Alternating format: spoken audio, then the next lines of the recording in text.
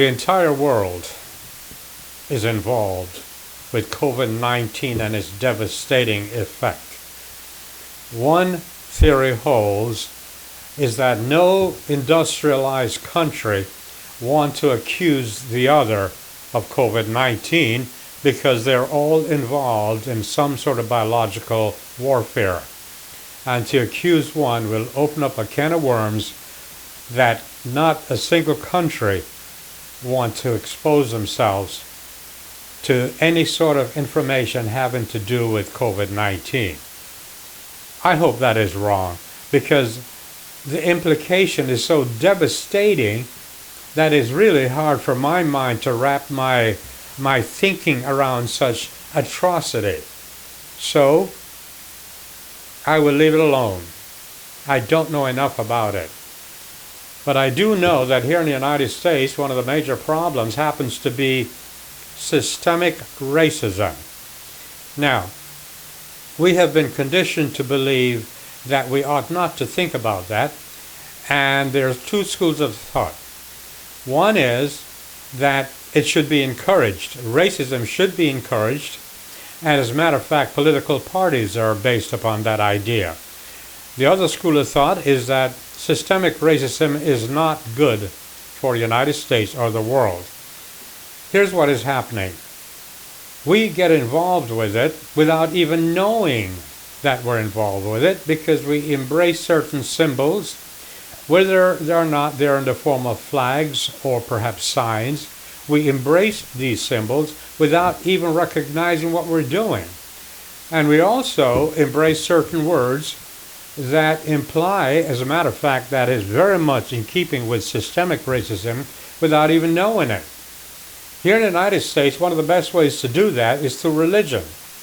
Religions are divided into groups, and these groups are very exclusive. A woman told me once that her church is a very inclusive church. I said the word church implies that it is not. I said, I want you to think for a minute what I'm about to say. And then I asked her, which of these places would you personally go to? A shrine, a synagogue, a mosque, a temple, a church? And she looked at me and I said, would you go to a mosque? And she thought about that. I said, what happens is that these so-called places of worship are designed to exclude people. That's the way it is. And that's the way it is in the Western world. They are designed to exclude people. The very name that is implied or written is designed to exclude. If you're a Buddhist, would you go to some place that is created for, say, a person of the Islamic faith? Or as a Christian, would you go into a mosque? You see my point? And that is the way we are brought up. We have been brought up to believe. Now, this evening, I want you to watch the news with this thought in mind. I want to watch the news and see the subtle ways that racism is portrayed on television in such a way that we don't even know it. We don't even recognize it. It is designed so that we will not react to it. We have come to embrace it. And that is why it is so prevalent here. So the next time you go to wherever you go to worship, take a good look at the name.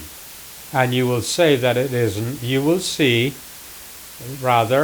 that it is not an inclusive spiritual center. It is a place that excludes others. Now, having said that, I know that I could be wrong, but I really suggest strongly that you think for yourself. And if you find that I'm wrong, please let me know. In the meantime, as a follower of Microdacism, there are no pretenses. We believe firmly in the goodness of mankind, and we believe that it's each person's responsibility to be the very best human being that we can be No excuses.